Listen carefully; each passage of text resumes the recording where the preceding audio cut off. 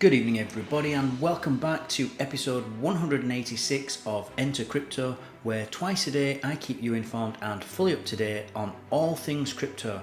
If that sounds like something you'd be interested in, then go ahead and subscribe to the channel. I put out a new video every 12 hours.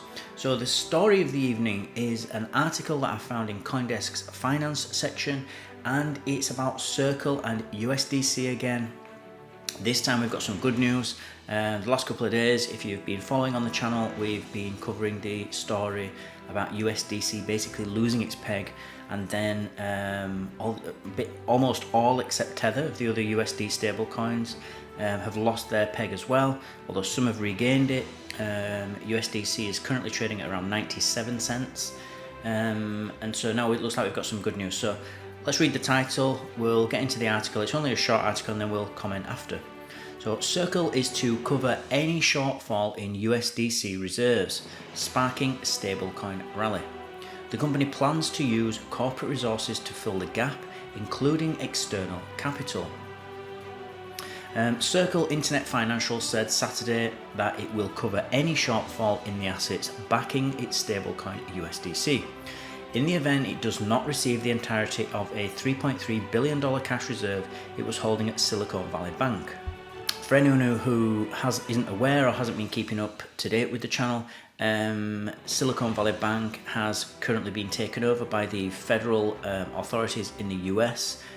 So not fully sure what's been going on there or what's happening, or if it's going to be something criminal, or no idea.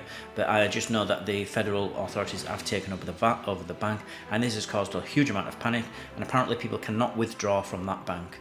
Circle had around $3.3 billion out of $40 billion of reserves in Silicon Valley Bank, and so now what they're basically saying is that of the $3.3 billion, whatever we can claw back, if that's $3 billion, then the $0.3 billion they will put back into USDC to give it that 100% cash backing again. Circle said it attempted to move its assets out before SVB's collapse, and that the transaction could settle on Monday when US banks resume normal operations, which will be tomorrow. However, it is also possible that SVB may not return 100%, and that any return might take some time, as the FDIC issues IOUs in the form of receivership certificates and advanced dividends to deposit holders, Circle said. The value of the stablecoin fell as low as 88 cents before rebounding to 97 cents after the announcement. So this is obviously good news for USDC holders, but the issue is coming again in that, people are losing long-term. This is okay in the short term, but in the long term, people are losing confidence in stablecoins. And whilst they're very useful and utilitarian, the utility of stablecoins is brilliant. It means that I can send dollars or pounds or euros very quickly across anywhere in the world, so we can take advantage of the sort of network effect of crypto, and then apply that to the real world, without having to use any banks or having to go through any sort of clearing houses or anything like that. We can just send it peer to peer, from one person to another person, or from one person to a company if you want to buy goods or services, and there's no waiting around or hanging around waiting for things to clear or waiting for the banks to open on Monday or whenever it is. So it's really good for that, but the problem is that we've got two types of stablecoin.